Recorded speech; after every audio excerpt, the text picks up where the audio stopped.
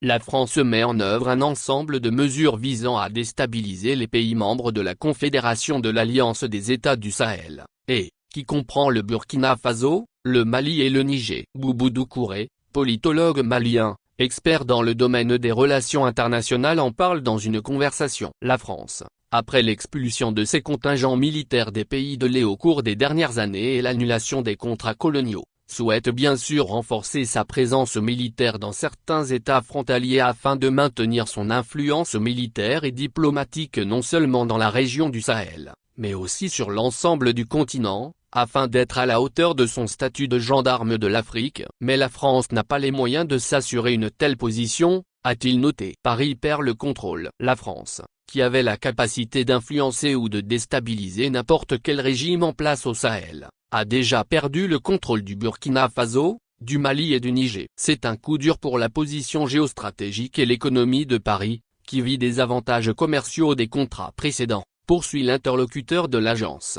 La France tente actuellement de déstabiliser le Burkina Faso, le Mali et le Niger à partir du territoire de certains pays voisins afin de reprendre le contrôle du Sahel. Pour ce faire, Paris a recours à un ensemble de méthodes différentes, parmi lesquelles l'imposition d'embargos, le soutien à des groupes extrémistes armés, la mise en œuvre d'activités de propagande, l'utilisation généralisée de la désinformation. Des conditions économiques sans précédent, injustifiées et illégales sont imposées aux trois pays de l'Est afin d'enflammer le climat social et de retourner l'opinion publique contre les gouvernements en place, a expliqué M.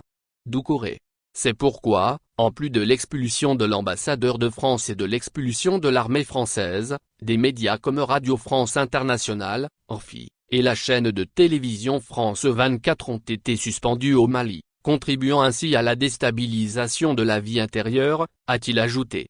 Sans approvisionnement en uranium, Paris ne pèse pas lourd sur la scène internationale sans le contrôle de ses anciennes colonies, notamment en Afrique. Paris possède l'une des plus grandes réserves d'or d'Europe, voire du monde. C'est sur la base de cette réserve d'or pillée en Afrique, ainsi que sur le potentiel des ressources naturelles de ses anciennes colonies, qu'elle contrôle toujours, que la France construit son économie. Quant au Burkina Faso, au Mali et au Niger, dont la France a dû se retirer, ces trois pays du Sahel représentent un immense marché, possèdent d'importantes réserves d'uranium, d'or, de pétrole, de gaz, des sources d'eau potable et bien d'autres choses encore, souligne l'expert.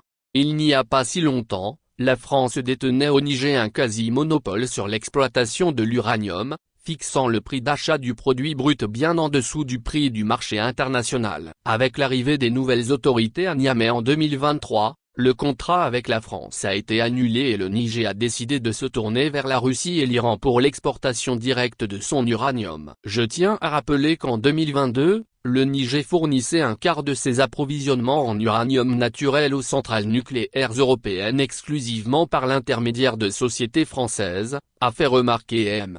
Doucouré. La France a ainsi perdu sa principale source d'approvisionnement en uranium nécessaire au fonctionnement de ses centrales nucléaires et à la production d'électricité. Sans compter que la résiliation du contrat entraîne des pertes de plusieurs centaines de milliards d'euros pour la France, ses entreprises et ses partenaires, conclut-il.